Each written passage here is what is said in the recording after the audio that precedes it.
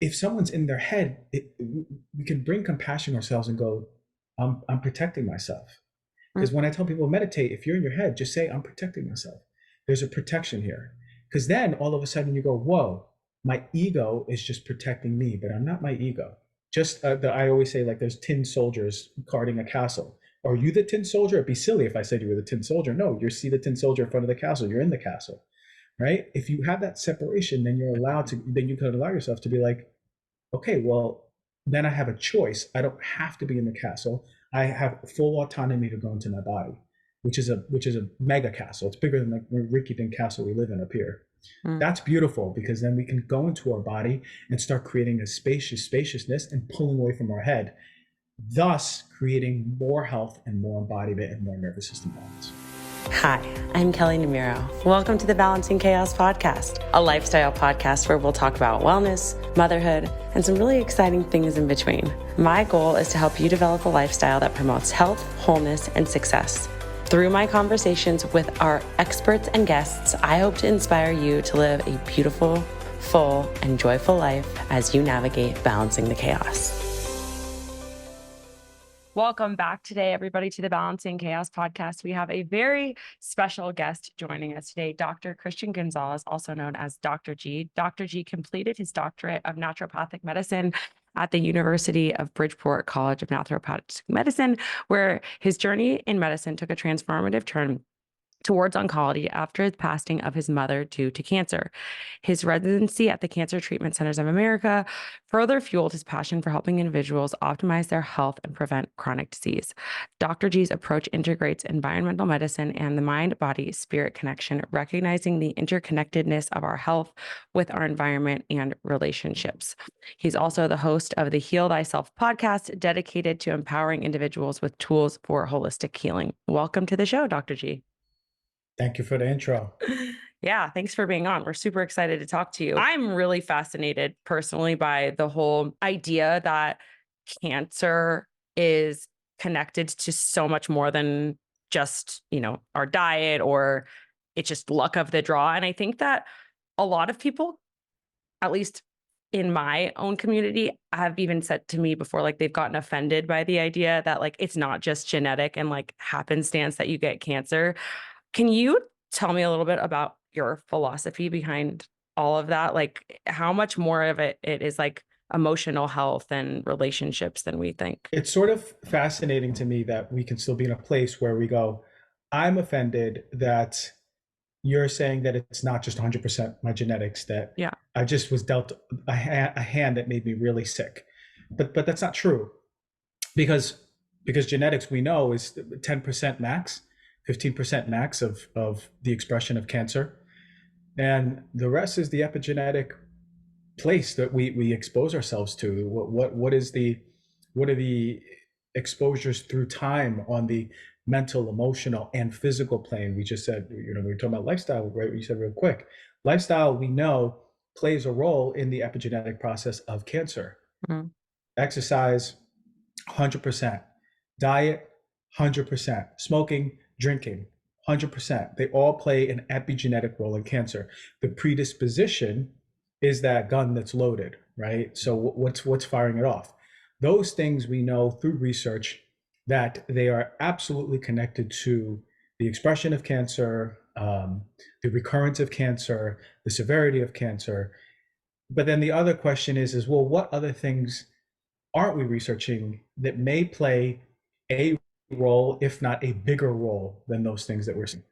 Mm. Now, we can't see that other than just saying stress plays a role. But Right. for me, stress is not the thing that we just have a felt experience of, I'm stressed because I had a bad day at work.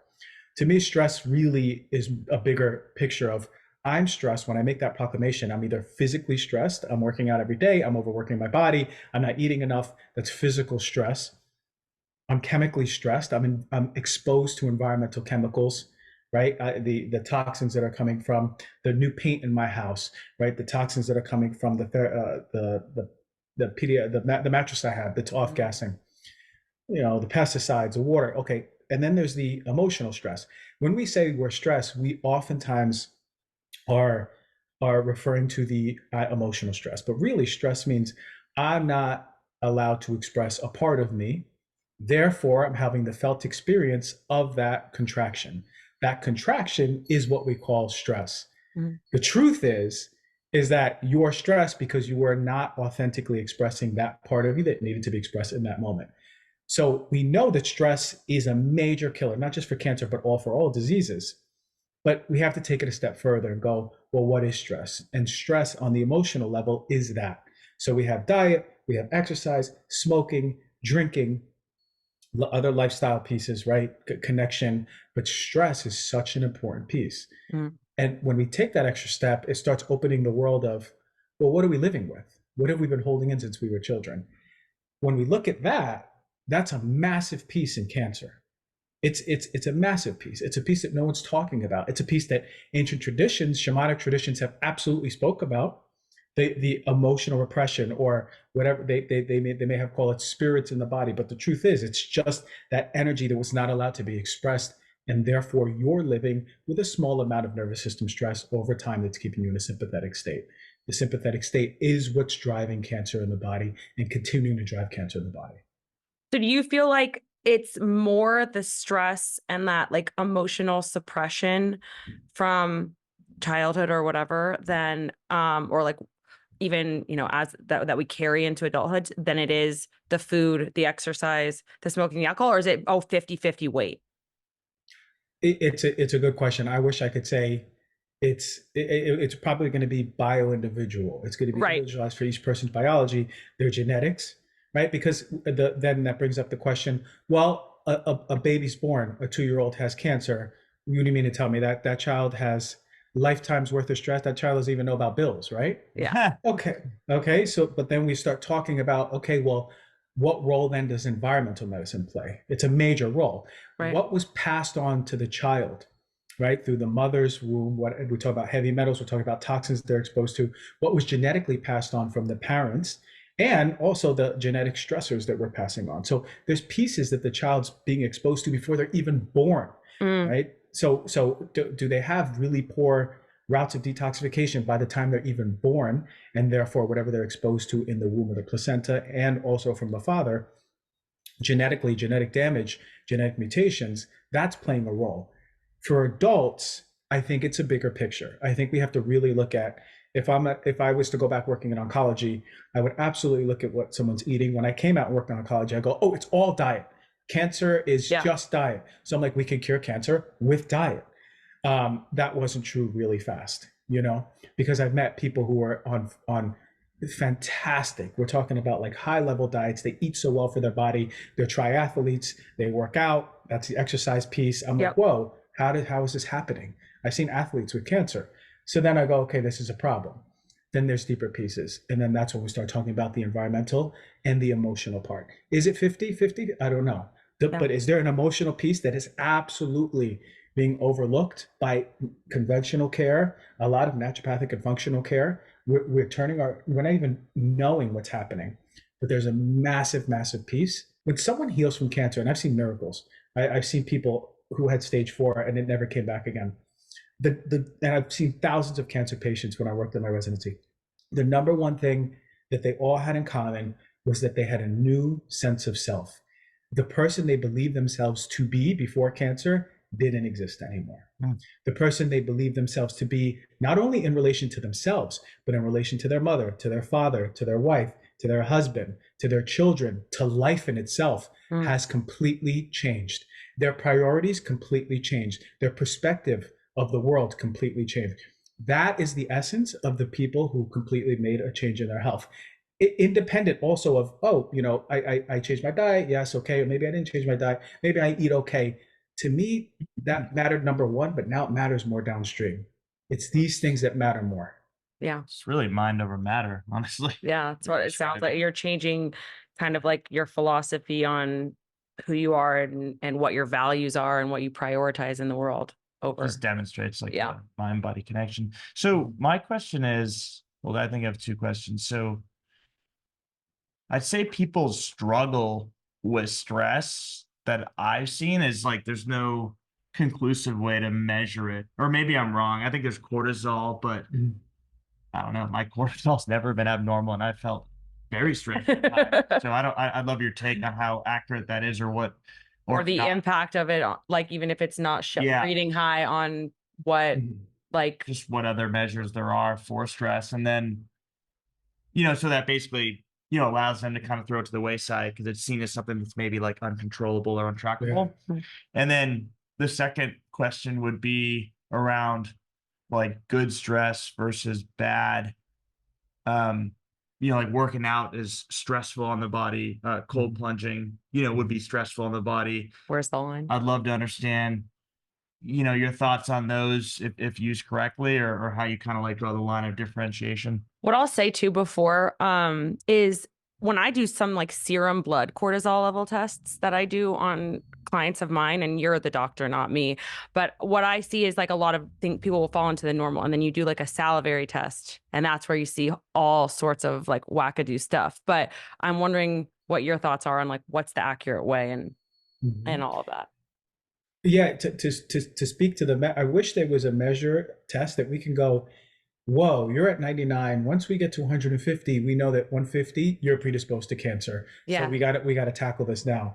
Serum blood will not be, you get, when you do the saliva, you can see points throughout the night, right? When we're testing, usually 4 or 5 points throughout the night. So you can see how cortisol fluctuates.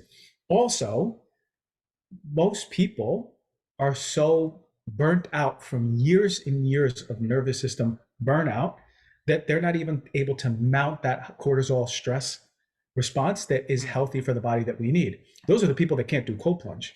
Those are the people that their body, their HPA axis, right? The way their brain talks to their adrenals, where it's releasing cortisol in the body, is so depleted from a lifetime's worth of inherent stress that we're holding in.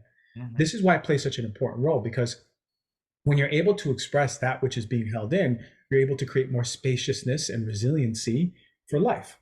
So because stress is such a subjective experience, I'm stressed, but also human adaptability is we lose our space in going, oh, I guess this is how I feel. This is how I've been feeling for years.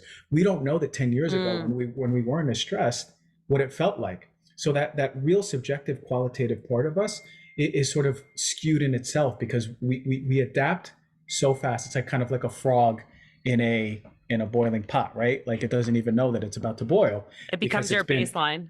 It becomes a baseline, right? Yeah. So for me, it is how do we establish a connection with the body so we know what it feels like to be free and what it feels like to be stressed, right? If we're suffering with digestive issues, you're inherently stressed because you're in a sympathetic mode. So what are the attributes of the sympathetic, right? You're going to have contraction.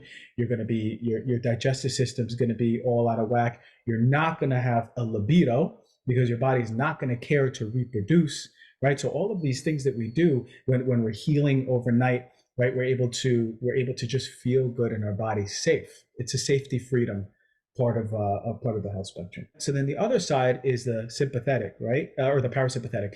And we all have felt those. Unfortunately for Americans, there's slivers of parasympathetic where we go, oh my God, today's just such a good day. I feel so good. I feel like I can eat anything, and all the foods that bothered me, I can just eat. We often feel that when we're on vacation, right? But that's a state that we're supposed to operate from. We've normalized that sympathetic state. So when we talk about quantitative measurements or something that we can go by, heart rate variability does come up. Because heart rate variability is showing us it's the objective number of how our heart rate responds to stress. How fast does it take us from the I ran away from a lion to I'm free and safe? For healthy people, they vary in the number of baseline, but we want to see it go up. We want to see it go up. So if we measure our heart rate variability every single day, we know that we can make interventions that improve it, like sleeping well, walking every single day, meditation, breathing, community, emotional releasing, right? Like all of these things rebalance the nervous system. So I would say, in my medical opinion, one of the first things we have to do is go, what's the state of my nervous system? How does my nervous system feel when I'm in sympathetic? How does it feel when I'm in parasympathetic? If you create a connection with your body, you're going to be able to see those micro changes. You're going to be like, oh my God, yesterday I was a 4, now I'm a 5. 5 feels a little bit different in my body. Well, how do I know? Because I know there's tension on the upper right part of my belly. Oh, I think I'm angry today. The more you connect with your body, then you'll know what anger is. And then your body goes, am I safe to show anger? And then you express the anger, and then it opens back up and you go back towards parasympathetic. So ultimately, it's creating and establishing a new relationship with your body. I love that you say that, because for years I personally was somebody who had major HPA axis dysfunction to the point where, and mine was really physical, where it was like I was definitely somebody who should have slowed down on the exercise. I was exercising like 2 hours a day, all for the sake of like wanting to lose weight and be thin, not eating enough, Mhm. you know, doing like, should not have been doing cold plunging, like that. None of that stuff should have been, to the point where I like lost my period for a long time. Yeah. And I think that bringing up the point of like connecting back to your body and like understanding, what does stress feel like? Because for the longest time, it was like the better part of a decade, that was my normal. Like that was my baseline. How does somebody go about doing that? I know that like you have, you know, a lot of things that you teach, whether it's through your podcast or your classes. Is there a way that somebody could go deeper with that work to understand? Because I have a lot of clients who we'll talk about the steps of like, okay, sit with yourself for a few minutes, or, but like when you're in that hustle culture and it's like, it, like that idea of stopping and sitting with yourself for 3 minutes to check in with your body almost seems impossible to some people. Yeah, and that's problematic, right? Because not only do we move that way as Americans, right? It's well, if I'm not doing, then there's a problem, Yes. right? So the concept of slowing down, which is sort of gonna, I have a feeling in the next 5 years, it's gonna make more of a, people are gonna talk more about it, it's gonna trend more of Me what slowing too. down means. Yeah, because we need it. So, but if we start bringing compassion to something, it's like not only are we in a system that tells us that doing is rewarded, being no good, right? Mm, Unfortunately, to heal, being is essential. mm, So we're in that system, but also we're in a place where if we're always in our head and our head is telling us we need to do this or keep going, and then we have a problem sitting with ourselves, that's a protective mechanism. If we don't allow ourselves to feel our body and live body and then move to our head when we need it to be embodied as human beings, then we're losing what it means to be healthy, right? So when someone says, I sit down and I can't meditate, I go, okay, but bringing more awareness that you've protected yourself by pulling your awareness from your body to your head. We all know what kids are like, right? And some people listening are parents, some people listening are uncles or aunts, and we see children and they're not living in their heads, right? They're living in their bodies, especially before they're the age of 7. They are embodied beings. mm. They are present moment beings. They're not worried about that stuff. So if you tell a child to close their eyes and meditate, they'll be relaxed and they can feel their body. If you say, hey son, where do you feel tight in your body? He'll identify it a lot faster than an adult. So true. When we're confronted with a traumatic experience or a traumatic household, right? When we're confronted with anything that is not allowing us to fully express ourselves, because we all know children, they will yell when they need to yell, they will cry when they need to cry, they'll poop when they need to poop. They're not thinking about when and where they gotta poop. They gotta poop. They're unfiltered in their expression, their physical expression and their emotional expression. Around the age of 7, when children start really developing their egoic identity, right? Who am I in relation to water bottle? Who am I in relation to caterpillar, to mom, to dad? That's when their identity forms, and we need to all of a sudden start adhering to these tribal norms, Norms. Yeah. right? We have to survive in the tribe. That's a biological imperative. We're children. We need to survive. We need to have food. If I scream like my dad does, or if I scream like my mom does when they're angry, and then I'm not going to get food because I know that that's bad in the house. Children are very simple in that they make a connection. That's good. That's bad. That's no good. That's good. So the child represses that part of them. Then they don't show anger 10 out of 10 like they used to. Maybe it's a 5 out of 10. Maybe it's a 0 out of 10 if it's super unsafe. Guess where all that energy goes? Right to our head. That's where that compensation comes. That's when we start living in our heads. So every time that child wants to express their anger, instead they go to their head And then, for example, they'll start people pleasing. And they'll go, okay, mom, how can I help you? Okay, dad, how can I help you? Or maybe they don't people please. Maybe they go to their room and they start reading books and doing all of their work and losing themselves in work and work and work and achievements, right? And then they become founders and they make all this money and they work and work and work and they're rewarded by society, not knowing that that workaholism is a way of running away. So ultimately, what I'm trying to say is, if someone's in their head, we can bring compassion to ourselves and go, I'm protecting myself. Because when I tell people meditate, if you're in your head, just say, I'm protecting myself. There's a protection here. Because then all of a sudden you go, whoa, my ego is just protecting me, but I'm not my ego.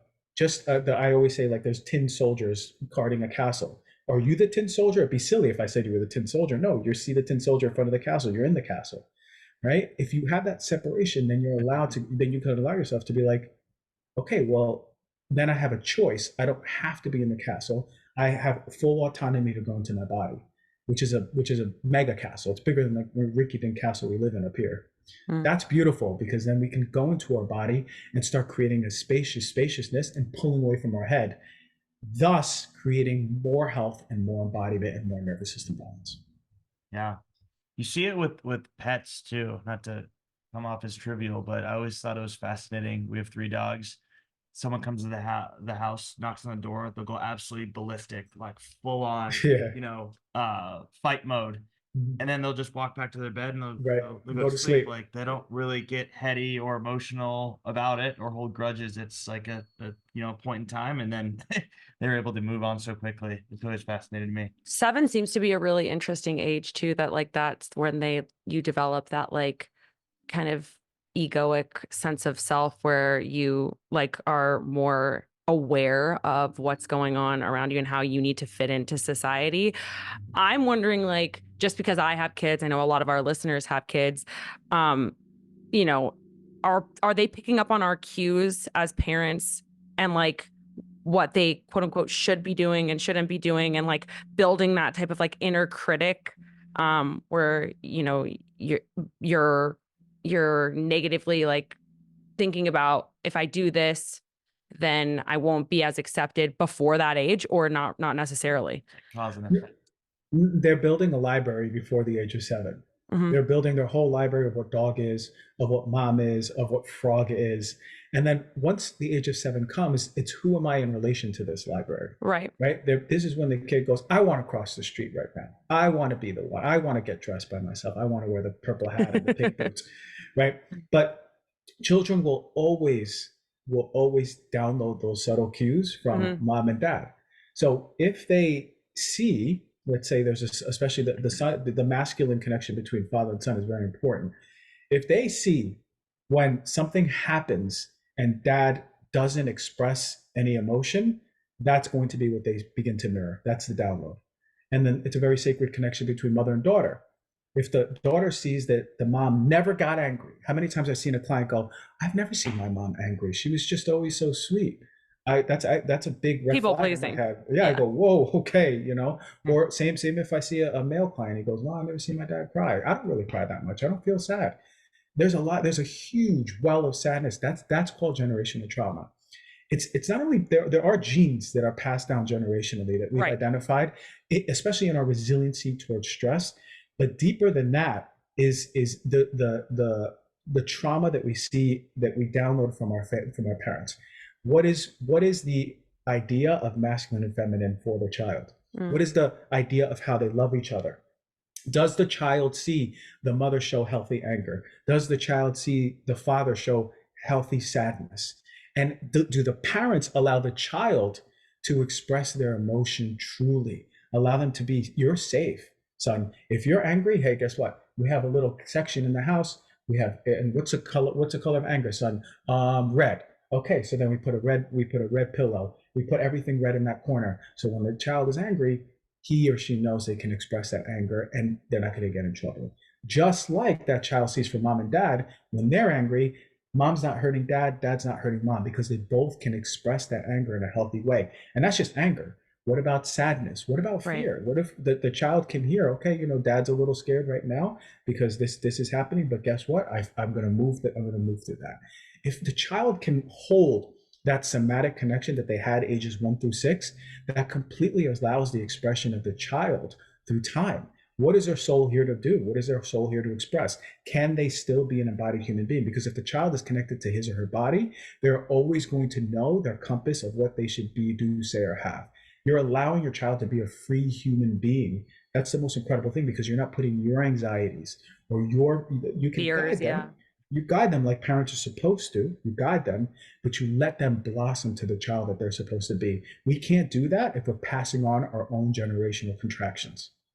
That's so fascinating, because I feel like I've read a lot about some of those generational things being passed on. Like, for example, even what I was telling you about before about like the HPA axis dysfunction and like how that came from an eating disorder. Like I can see that all the way up to like grandparents of mine, and like their thoughts of their own bodies and like how, but like I obviously didn't realize it or recognize it as a kid, but now you can see how that kind of stuff gets played out, because your kid is mirroring what you're doing, which is like it's really interesting. He always tells me, he's like, I think that like I'm a mirror image of my dad and you're a mirror image of your mom, and it's just like trying to. I think it's pretty consistently true from my perspective. I think you see situations where I would say it isn't, but you know, myself and many of my friends, I see a lot of strong correlations between them and their father, and it's either conscious or subconscious. Like even if you really don't Want to like do them or things don't want to differently. be like them, you, in my view, Pick up. tend to often pick up the good and the bad. It's fascinating. And I don't have kids, but I'm gonna at some point. And Yeah. I know, but what I do know is I have a lot of friends with kids, and I know how difficult it is. And I also know that the kids will trigger the parts of you that are unhealed, right? They're going to Yes. show you those parts. Sure. You know, if that child is showing a bunch of anger, and you can't hold that, right? Because it's so triggering to you. And it's an invitation to go, oh, well, hold on, maybe there's some parts of me that I can express, because the more you express, the more you can hold. And then we're talking about more about Space. unconditional love, right? That's unconditional love. If I'm able, for my part, if I've confronted the depth of my anger, the depth of my sadness, guilt, shame, sexual repression, whatever it is, then when my partner is expressing those parts of her, then I'm able to hold all those parts of her, because I'm not triggered to that depth, because I'm not hiding from anything. Then we're talking about unconditional love. Then you can actually say the statement, I accept and fully allow all parts of you to be here. You can be all of you. Now imagine the breath a woman can take when a man says, holy shit, I could be all of me. Oh my God, I could be my ugliest and my most divine. I could be my messiest, and I could be my most put together, however I want it to be. Yes, you can be all of that. That's then we're allowing that true connection and relationship. And that's love. That's love. That's true. That truly is, to love someone is to love all parts of them. Agreed. So in conflict with American society. I was just gonna say, like, so when we think about that, like for me, again, and I would love to hear like something that Chad has been through, but I just thought of this example as you were talking of like last year, we experienced a miscarriage, pregnancy loss, like back in early May of last year. And then again in early February of this year. And I think that for me, like my immediate reaction was like, let's move on. Let's like go, let's forget about this. And then once I like dove a little bit deeper into it and allowed myself to emotionally process, I realized it's not just like sadness and grief that I was experiencing. It was also like shame around the fact that like I'm a wellness person and like I'm going through this and like I don't want to be associated with this. And there were so many other emotions attached to it. But I feel like, again, like because of American society and our culture, we tend to like want to just move through things so fast and not actually be able to process, rather than like just this idea of like meditation. Is there any advice you have for our audience for like, how do I sit with my emotions to be able to properly name them, to move through them rather than to avoid them by scrolling or eating or shopping or whatever? Yeah, we're not talking enough about this, and I love meditation in the sense Sure. that, like, I'll leave my body and I'll go into ethereal world and I'll touch fingers with God. I'll be like, hey, and then I'll come back to my body. I'll be like, whoa, that was amazing. You know, I got some downloads. I should do this with my life. You know, but we're also not somatically meditating. And this is important. Just as much as you're leaving your body, spiritual meditating, there's an importance in somatic meditation. We have to come back into feeling how we feel. How many times I've taught clients to do this and they go, I didn't even know my back was in pain. Like I had to stop, go into my Yes. body, go into the tension, and then go, oh, I didn't even know it was pain. I thought it was just I was tense and tight.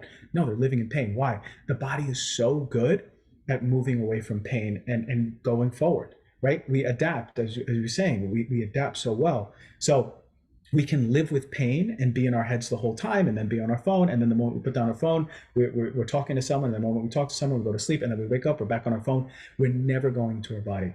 So we have to create the spaciousness to go, okay, let me close my eyes and drop from my head into my body. How does that feel? It's somatically feeling first and foremost. You can feel your toes.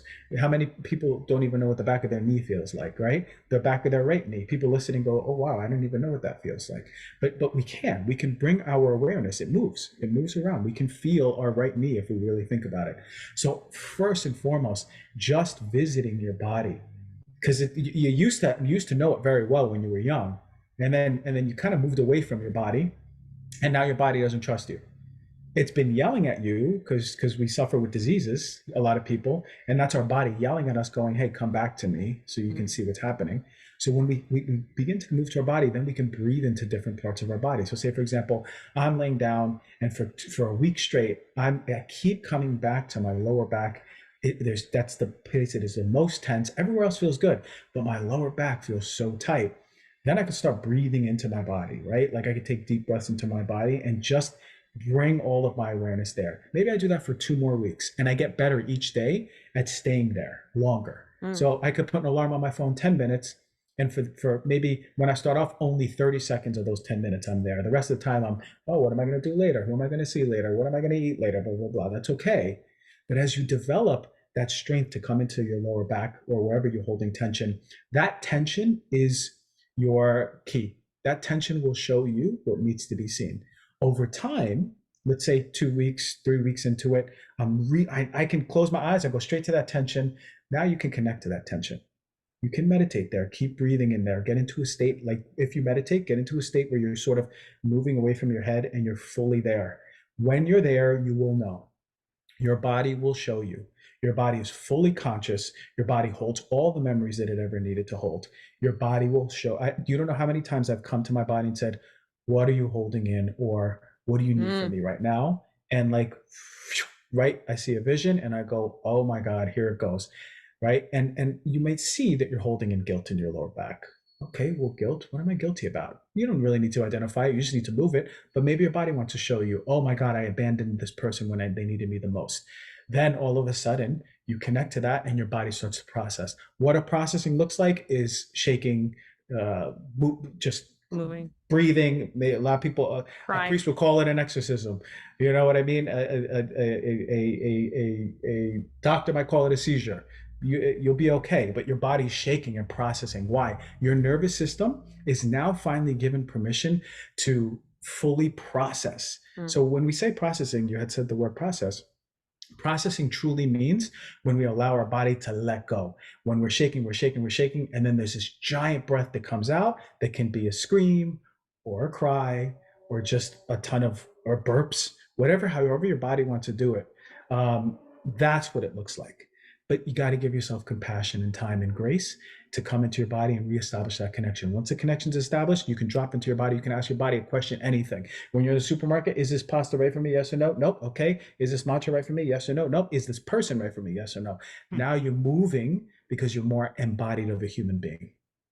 I love that. I think that that's a fantastic way to look at it. You're building back trust, like with your body, the more that you can connect with it, which is the problem. We all become so disconnected from our bodies.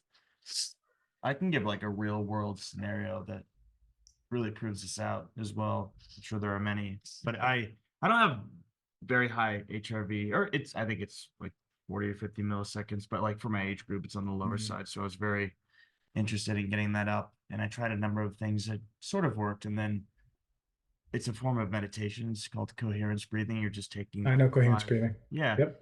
It was fun. It was phenomenal or incredibly impactful, I should say. It was one thing that drove my numbers way up. Mhm. It's just a form of meditation and allowed, my sympathetic nervous system just kind of Kick in. You kick feel in a like little you're bit. emotionally And, processing. I see a difference between 5 minutes versus 20 minutes a day as well.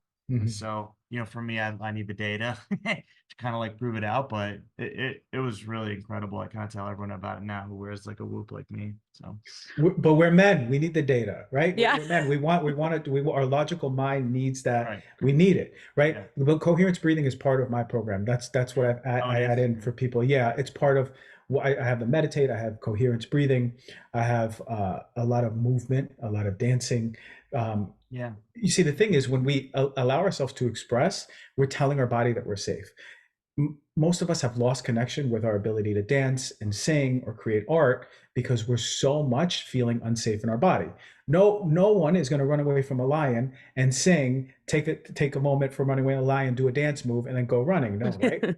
So these are the way I look at these things is signals. What are we telling our body every single moment?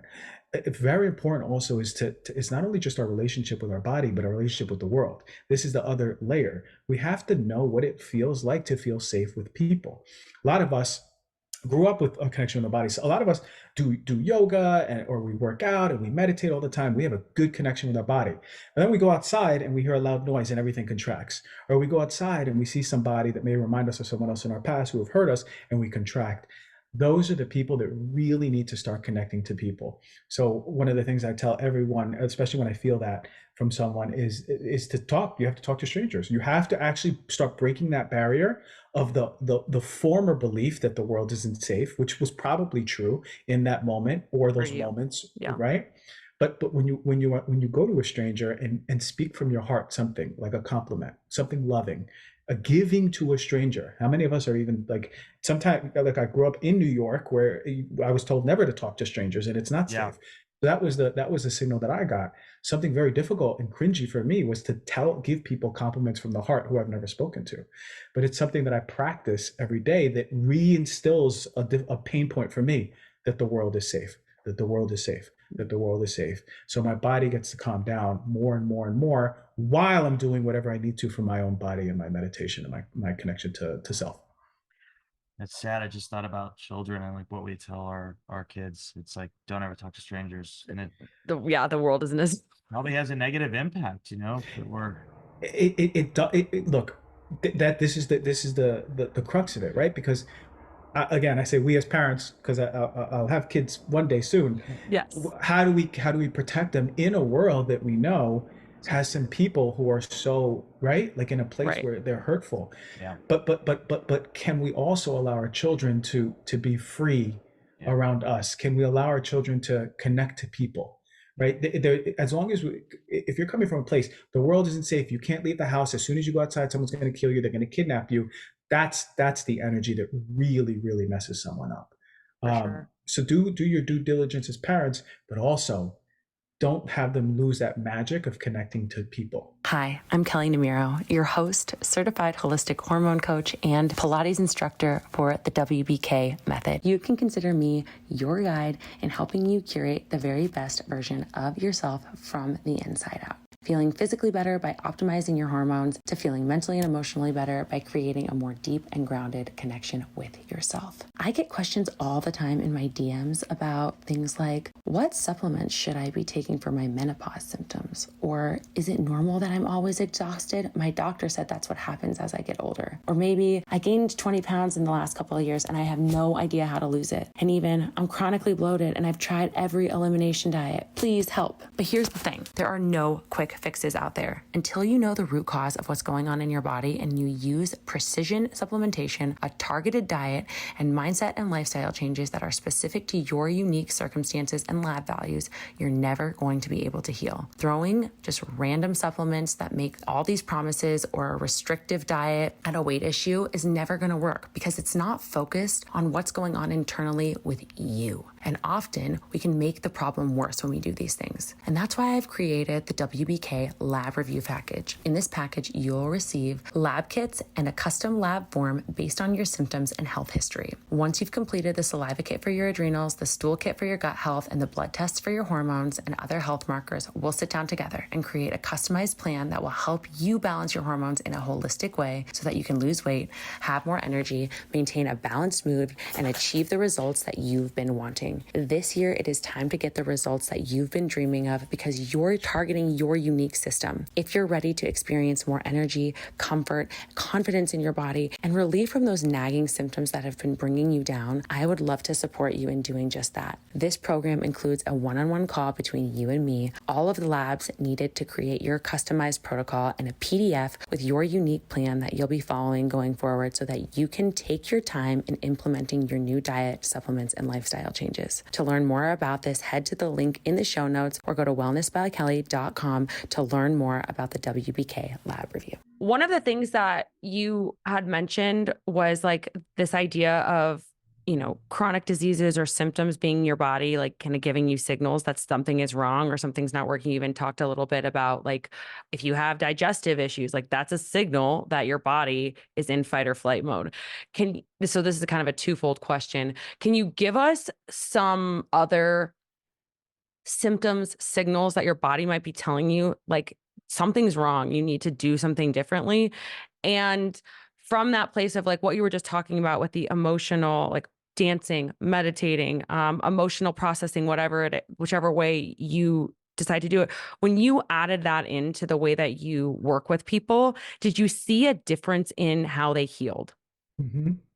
Yeah, because the route that I take is, what are the signals that you're telling your body you're safe? How can we comprehensively every single day tell our body that we're safe? Sure. Through psychosomatics or psychoneuroimmunology, the way our thoughts connect to our nervous system, connect to our immune system. That's a field of study that we're seeing. But I actually think it should be called emotional psychoneuroimmunology, because before the thoughts start looping, there's an emotional part that's upstream. Because say, for example, if I'm holding in a bunch of anger, then downstream, the thought loops that I'm coming into is the people pleasing. Why did I say this? I should have said this. I wasn't really nice today. Oh my God, what do they think of me? Right? That insecurity is a downstream function From of your that emotions. repressed anger, for example. So either way, we do know, yes, the body can talk to you psychosomatically. If our immune system is depleted, we're always getting sick. We're in a state of inflammation. Of course, if we're in sympathetic dominance, we're not being able to heal the way we're supposed to, but we're definitely going to have digestive issues. Digestive issues, the two emotions I've always seen with digestive issues are fear and anger. Chinese medicine, anger and the liver, I see that over and over. Every single time someone is ready to release anger, it's somewhere in their belly. Most of the time on the upper right part of their belly. Usually I see fear in the upper left part. And when I say see, and it's somatically, it's in the fascia, the wrapping around our muscles, right? It's in that net, that tissue that touches everything. It's contracted. It's the same thing like when you get a massage and someone pushes a point and then all of a sudden it radiates to the back of your head or something like that. That's the fascia pulling as one big unit. So when we open up that fascia, it opens up the body and it releases that which is there through the nervous system. Because the nervous system and the fascia are intimately connected. The fascia is also really important for us to bring awareness to, is that it's our tissue of intuition. There's studies that show that the fascia can actually, when it's contracted and the cells in the fascia, they work as one unit. It's not just, it's a unit of cells, not cell to cell. They act as just like a giant blanket. The fascia can sense when there's danger before we can see the danger. It's sort of our spider sense. Yes, our fascia has the ability to do that, especially when you're growing up in a home that's unsafe. That's why people who grow up in a home that's unsafe they're so attuned to other people. They're so attuned to like as soon as a person gets a little angry, they go, babe, are you angry? What's going on with you? I feel something going on. It's because our fascia is giving us the signals into our nervous system, and then we're able to process that as what's happening. The fascia is intimately connected with the part of our brain that processes emotions, which is incredible because Now we know if there's an emotional charge in somebody, our spidey senses are going off, going, I'm not safe right now. Even as a micro emotional charge, before they even blow up, we can sense that bubbling of the volcano. Now the body's always going to talk to us. So digestive issues, all the time I see in those emotions. And when I see women come in, a lot of women come in with issues in their womb, period pains, infertility, um, sometimes fibroids. That expression, there's a lot of emotions that stay in the womb. Oftentimes sadness, oftentimes anger, a lot of the time shame. When we have shame as people, it's the deepest emotion. I would say the most repressed emotion is shame. A lot of us are ashamed to be who we are. A lot of us have been told when we are being us, we've been pushed away from being us, and we sort of curl up in shame, like a dog does. You guys have dogs. You know, when their tail comes in, that's the expression. That's the body expression of shame. So those emotions stay in the womb for women, but also any memory of a trauma, whether it's a surgery, an abortion, a rape, a miscarriage, that memory is in the womb. So whatever emotions that are in that place need to be expressed into the body to create more spaciousness for whatever health balance needs to be realized, right? Whatever function, the body's always self-correcting. Now, usually when someone is holding in sadness, it's in the chest, it's in the lungs. So when someone comes in, I'm not breathing like I used to. I have asthma out of nowhere. I can't take deep breaths. Oftentimes that person needs a good cry, because what happens is after that cry is realized, especially a lot of men come in, they're just like super tight. Their diaphragm doesn't go fully down, and they're not able to take full breaths. And then I see that full cry, the last cry, they go, and their chest just opens up fully, and it's right, and their diaphragm recalibrates. And then lastly, oftentimes I see, or second to last in the throat, thyroid issues oftentimes are expressed in people who have never had a voice, who have always been told to these. You usually see thyroid issues in people who have their voice really low. They're not speaking from their belly, they're speaking from their throat, right? So they were never told they can use their voice, they can feel the power of the strength of their voice, speak their truth. And then in the shoulders, that's a lot of burden that comes from left the masculine, right the left the feminine, right masculine. And that's oftentimes anger on the right side, sadness on the left. So that's sort of a body map. There are different parts of the body. Yeah, different parts of the body. The legs are variable, the arms are variable, but we just have to think more intuitively. Yeah. What is the body telling me right now? If I can't breathe and I feel like I'm drowning, there's probably a lot of things that need to come out, right? If my belly's really tight, notice the next time you're angry, where do you feel anger in your body? If your boss says, hey, get those papers into my desk by the end of the day, or you're going to be fired. What happens when your boss leaves the room? What happens to your body? Are you the same you were before this, or is your upper right part of your belly tight? Right? Because if you come into your body, you're going to go, oh my God, my whole body's tight, but especially my belly and my chest. I'm sad and I'm angry. Oh, wait, and I'm scared too. That's what happens when you connect to your body. You get to start knowing what your personalized map is showing you. It's crazy. Like even when you were saying those things, like I'm somebody who's had a thyroid issue for like, I don't know, better part of maybe like 10 years now. And now it's like managed, but that was something that I felt like for a long time that I like couldn't, be authentically myself and choose certain things that I wanted to do within my life. And same with the miscarriage, like womb, shame, like all of those things really felt like they rang so true for me. So I feel that for sure. We just have to take a comprehensive approach, right? Like Right. if someone comes in with a thyroid, my dream is for a doctor to go, okay, let's test your thyroid levels. Right. How inflamed are you? Let's test for heavy metals.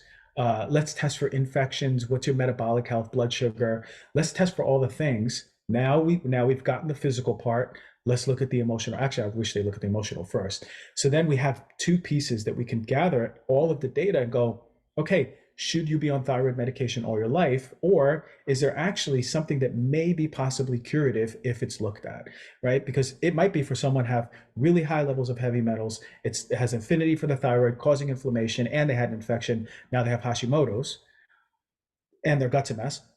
And it also could be that same person with that same presentation could just be suffering with, I was never able to speak my voice when I grew up in a household that repressed all of me, and every time I spoke up, I got beat, things like that. Right. Yeah, that's super interesting. I think, yeah, we just aren't seeing enough. And that's why I was saying before we even hopped on, that I love your show, because I feel like you are one of the few people I hear taking such a holistic approach, and not just holistic from the sense of like, oh, diet and manage your stress. It's like very integrative. One of the things that you were talking about at the beginning that I want to touch on, because I would love to hear your thoughts on this, and I know Chad would as well, is the alcohol piece, because I think that a lot of people are like, oh, it's not a big deal. Like if I drink, a couple glasses of wine every night just to like unwind from my stress and like deal with that, like use that as a coping mechanism almost for the stress that we've spent this whole episode kind of unpacking. And I don't know if we like maybe thought that because our parents kind of grew up that, or like we were around our parents who were drinking every night. But like, what is the true impact of alcohol? How much is okay? Is some okay? What's the reality on our health? Man, I pride myself in being able to be like, hey, whatever's good for you in a safe level, you're good. Live your life. Yeah. With that said, there's also no safe level of alcohol. There's no safe level. Years ago, we were like, oh, you can have 1 to 2 drinks. Oh, this amount of beer or this amount of wine or this amount of spirits. But the truth of the matter is, especially in the context of your brain health, there's no safe level of alcohol. Every single drink that you choose to have is cumulatively damaging through your life, right? So it just keeps building up through life. Every time you drink, it has an effect on your brain health. Alcohol has a predisposition. One of my first ever posts on Instagrams in 2016 was on alcohol predisposing you to 7 different types of cancer. Shit. Alcohol is a massive oxidant in the body. I remember people were like, well, what if like the next day I work out and like I have a bunch of green juices and I eat really well and like I do all of these health things. And I remember there was a professor I had, because there was a similar question in school asked like that. And it's like your whole house is on fire and we're just trying to take water from a sponge and just trying to like throw it on the fire that's burning. It won't work. It won't work. It's going to go away at some point. But what you do, those interventions, the supplements that we want to take, aren't going to do as much as we think it is. Really, it's the choice of saying no. And listen, I don't want to be dogmatic. I want to tell people, listen, you can do, but now it's informed consent, right? Like, I'm telling you, yes, it's going to affect your brain every single time. Even if you have a glass of wine at dinner on a Tuesday and then one on a Saturday, it will affect your brain. Will you feel it? Maybe, maybe not. But the truth of the matter is that, especially if you're chronically drinking, if it's part of your life, if it's like, this week I drink 1 or 2 drinks, or it's the weekend I drink 2 or 3 drinks, then we have to start rethinking it. We have to, because it's not worth it. There's so much data that shows that alcohol is destructive for so many diseases, especially cancer. Especially, we're talking stomach cancer, breast cancer, colon cancer, prostate cancer, ovarian cancer, mouth cancer, throat cancer. I did a post once that a lot of people really loved, and I talked about, look, if you're gonna drink alcohol, at least do some things to support yourself still, especially as you get older, right? If you're going to drink alcohol, I always tell people, drink a matcha that day, or drink 5, 6. Make a big, this is the 32-ounce water thing. Fill it up with green tea if you're going to drink that day. At least you're giving your body some constituents to reduce that forest fire or the house fire. You need the antioxidants. You got to protect the mucosa of your mouth, the mucosa of your throat, the mucosa of your stomach, because what alcohol is doing is every time it's coming, those breakdown products are causing so much oxidation and inflammation in the body. I'm interested in just maybe like the top, to be concrete about it, maybe the top 5 things that you'd recommend that really could move the needle, change the trajectory of, an average American's life. One of them may be drastically limit or take out alcohol. The other might be, everyone talks about their phone now, limit screen time. Maybe it's screen time before bed, or maybe it's sugar. Make sure 80% of your diet is plants. List goes on and on. Good question. Yeah. Okay, good question.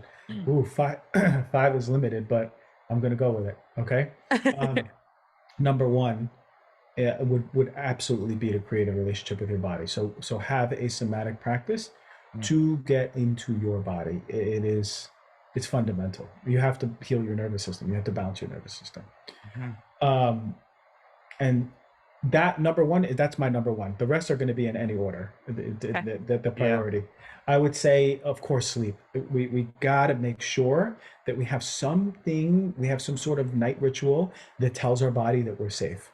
Because if you're just going, and then you go, oh, I got to take a shower and go to sleep, you're not going to get the deep sleep that you want. Or, when you talked about Aura Ring or Whoop bracelets, you want to start tracking to just follow to see that you're getting a good night's sleep.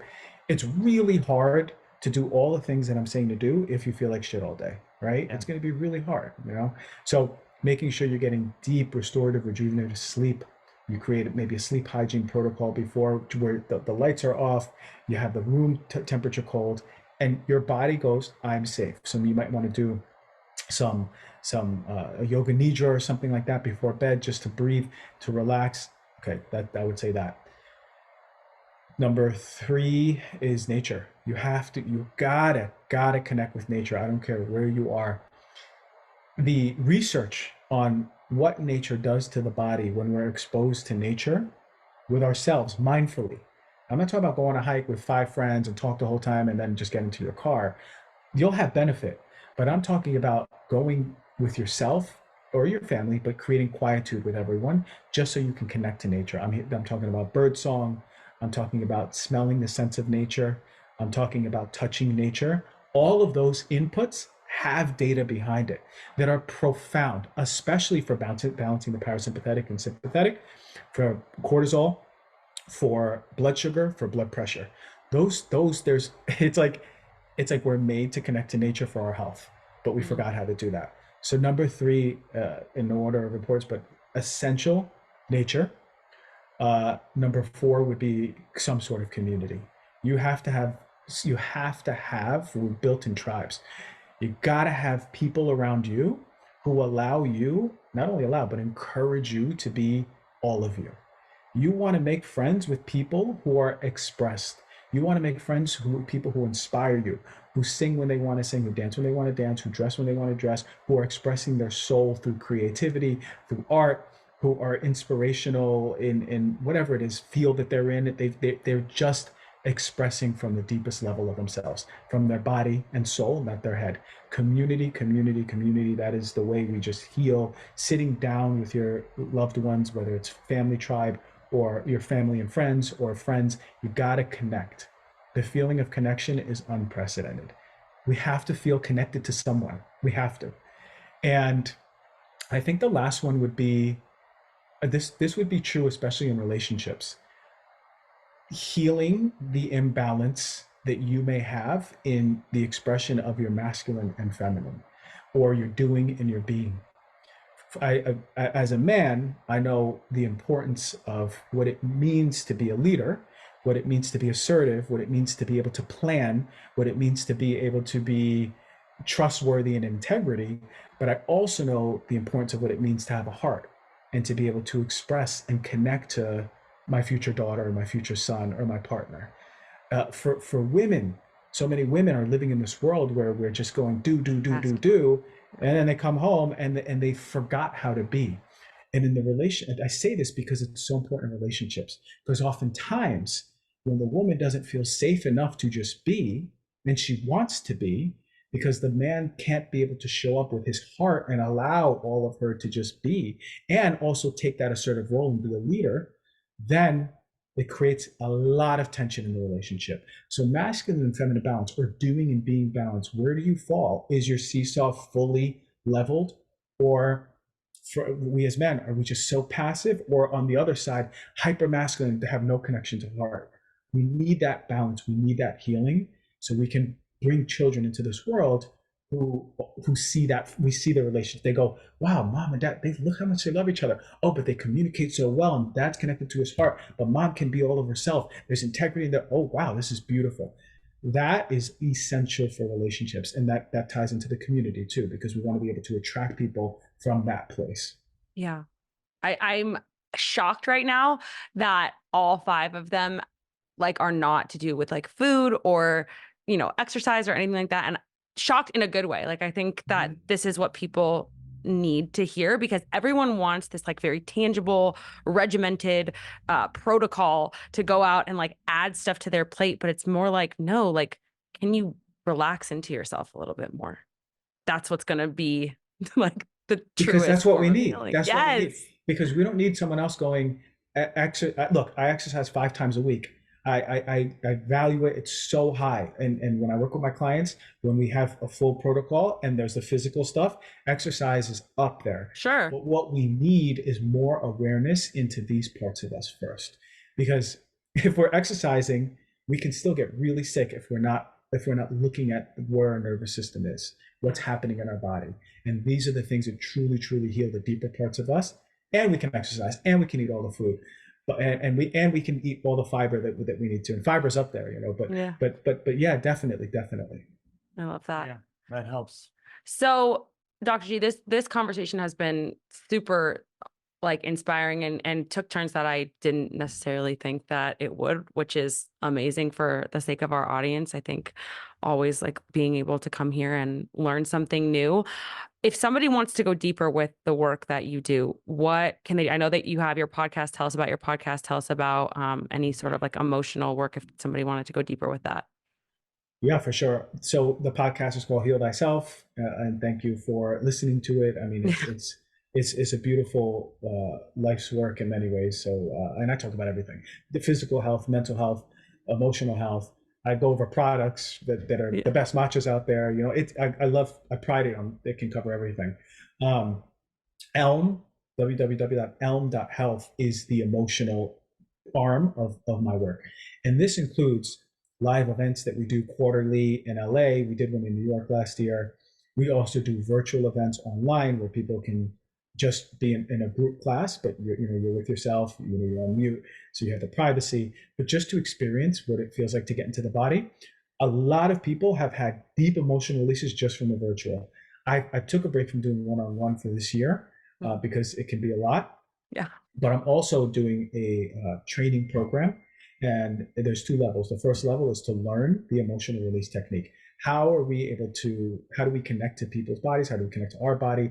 What do we need to confront within ourselves? But how do we hold space for people? There's a technique, it's multifaceted. There's a lot of pieces in order to get somebody to the place where they feel safe with themselves, and then safe with you, and then safe with all of their emotions, and then allow that to move and move and move and move and move.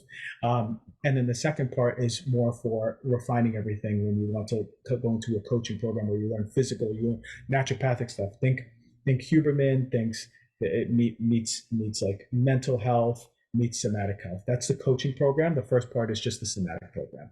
So I'm really happy for that. And September 1st is our next big cohort. We're just finishing up our first one. And, awesome. And then I'm on Instagram, Dr. Gonzalez with 2 Z's. You catch me dancing, you'll catch me rapping sometimes, you'll catch me doing health stuff, just trying to live my life as an inspiration for people to go, wait, if he can be himself, I want to be more of me. Just giving people permission. Yeah, I love that. Awesome. We'll link all of that up in the show notes, but this has been really, really cool. Thank you so much for being with us today. We're very grateful. Beautiful. Thank you so much. I really hope that you enjoyed that episode. You can follow me on Instagram at Wellness by Kelly, or head over to our website, wellnessbykelly.com. Sign up now for the Wellness by Kelly 7-day free trial on our app, or head over to our course. And now get 20% off the course or 10% off of the membership with the code Balancing Chaos, all one word, BALANCINGCHAOS. In our course, you'll get access to an emailed lab review plus protocols built out to help you heal with whatever hormonal imbalance you're struggling with. With our membership, you'll receive a library of content with our app with low impact workouts, blood sugar balancing recipes, and mindfulness meditations, all designed to help you balance your hormones and help you feel like you are living your most beautiful, joyful, and vital life. If you like the show, please leave a rating and review. That is the best way to help the show grow and get to more listeners. We hope you enjoyed, and I will see you next week.